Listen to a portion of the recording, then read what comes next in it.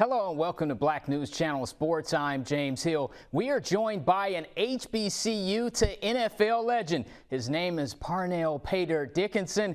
He is a Mississippi Valley State University Hall of Famer, a trailblazer, a Black College Football Hall of Famer, and the first African-American quarterback of the Tampa Bay Buccaneers. He joins us from Tampa.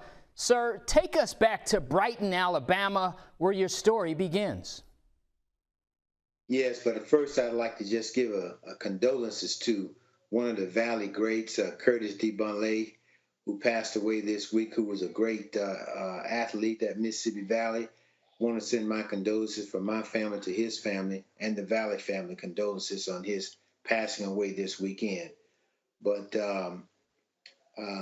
coming from Brighton, Alabama to Mississippi Valley was, when you look back on it now, it was quite a trip. I ended up at Mississippi Valley as a result of a handshake that I made with Coach Davis Redskins Weatherby, and I was introduced to Mississippi Valley by one of my high school coaches, Coach Willie Pete, who is in Birmingham, Alabama, there at Carver High School,